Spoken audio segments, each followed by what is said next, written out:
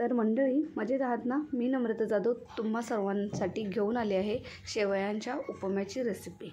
तर ही रेसिपी अतिशय साधी सिंपल आहे। चला तर पाहूया।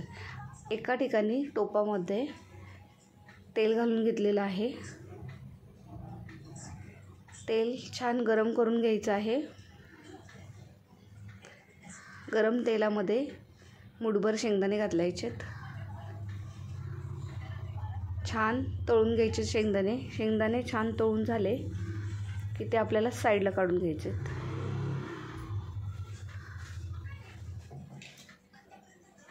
मस्त खरपूस तळायचे।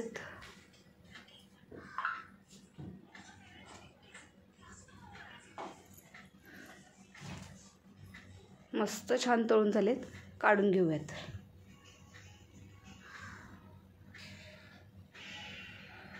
त्यानंतर आपल्याला आता याच्यामध्ये फोडणी करायची आहे।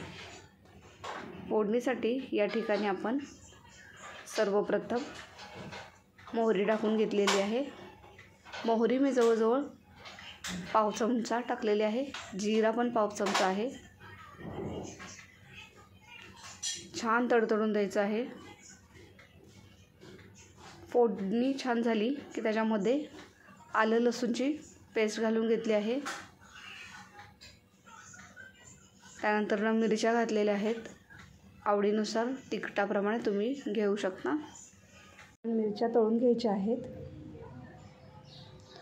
मिरच्यांचा रंग बदलेपर्यंत मिरची आपण तळून घेतली आहे। त्यानंतर या ठिकाणी कांदा टाकायचा आहे।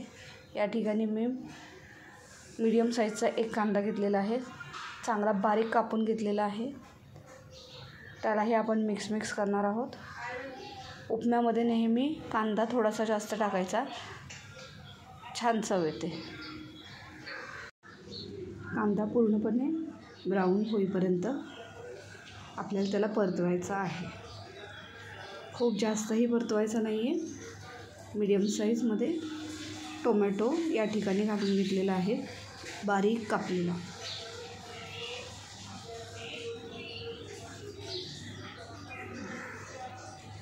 तर या ठिकाणी आता आपण त्याला पण मिक्स करून घेणार आहे। छान परतून घ्यायचं आहे पूर्ण मिश्रण। टोमॅटो मऊ होईपर्यंत थोडासा शिजवायचा आहे आपल्याला या ठिकाणी। त्यासाठी चवीनुसार मीठ घालून घेतलेलं आहे।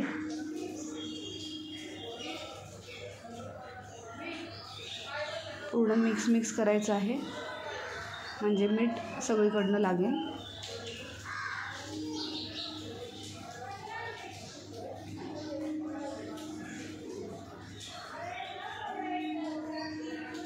छान मिक्स झालं की त्याच्यानंतर आपल्याला याच्यामध्ये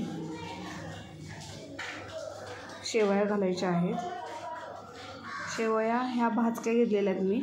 तुम्ही नॉर्मल जर घेत असाल तर थोड्याशा तुम्ही साईडला परतून घेतल्या तरी चालतील, ड्राय रोस्ट केलं तरीही चालतील। नॉर्मली आपल्याकडे शेवया ह्या घरामध्ये अवेलेबल असतातच, त्यामुळं त्याच मी वापरलेल्या आहे। तुम्हाला हव्या त्या शेवया वेगवेगळ्या प्रकारच्या मार्केटमध्ये अवेलेबल आहे, त्यातली कोणतीही तुम्ही निवडू शकता। आपली घरामध्ये आहे तीच शेवई वापरलेली आहे या ठिकाणी। पुढे तुम्ही पाहताल असते अतिशय बजेटमधलं घरच्या घरी असलेले घटक वापरून बनवलेली ही आपली रेसिपी आहे। अशाच प्रकारचे व्हिडिओ मी आपल्या चॅनलवरती अपलोड करत राहते, जेणेकरून सर्वांना ते करणं शक्य होईल। चला तर या ठिकाणी आपल्या या कढईतल्या मिश्रणामध्ये मी भाजकी शेवई घालून घेतलेली आहे। शेवईला मी हलकंसं क्रश करून घेतलेलं आहे हातानेच। मस्त मिक्स करायचं आहे। छान मिक्स झालं की आपल्याला यामध्ये पाणी घालायचं आहे। त्यासाठी कोरडंच मिश्रण छान मिक्स करून घेतलेलं आहे। शेवई शिजेल इतकंच पाणी घालायचं आहे। तळलेले शेंगदाणे साईडला काढून ठेवले होते तेही टाकून घेतले आहेत शेवयांवरती। थोडीशी कोथिंबीर घातली आहे।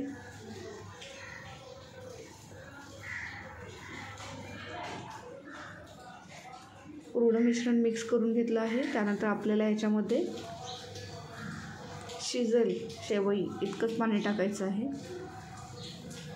शेवईच्या वरती थोडंसं येईल या प्रमाणातच पाणी घालायचं आहे, जास्त पाणी घालायचं नाही आहे.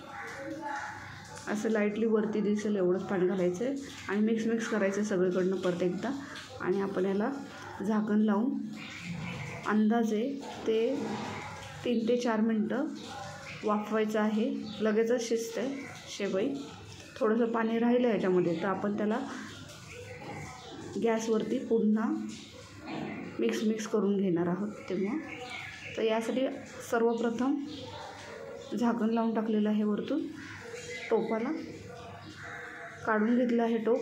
त्यानंतर उकडलेले मटार आहे ते मी ह्याच्यामध्ये मिक्स करून घेतलेले आहेत. पुन्हा एकदा जरा झाकण लावते आहे. पुन्हा झाकण काढून घेतलेलं आहे. त्यानंतर आता पाहू शकता तुम्ही छान शेवई तयार झालेली आहे. आधीच्या वेळेस मी जेव्हा झाकण काढलं होतं तेव्हा 2 ते 3 मिनटंच ठेवली होती शेवई. वाटाणे टाकल्याच्यानंतरनं परत 2-3 मिनटं ठेवलेली आहे. आणि तुम्ही पाहू शकता अशा प्रकारे आपला उपमा तयार झालेला आहे. पण त्यात पाणी आहे त्यामुळं थोडासा गॅस मी मोठा केलेला आहे. शेवई शिजलेली आहे परंतु पाणी असल्यामुळं चला तर तेवढं पाणी आपण आटवून घेऊयात.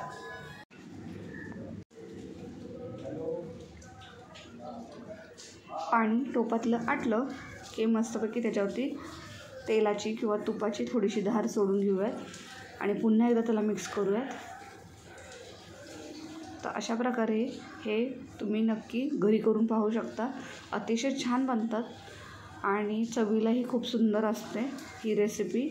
तर नक्की घरी करून पहा ही रेसिपी. आणि भेटूयात आपण पुन्हा एकदा अशाच एका घरगुती घटकांमध्ये बनलेल्या रेसिपीसोबत. तोपर्यंत खा प्या मजा करा. Bye bye family.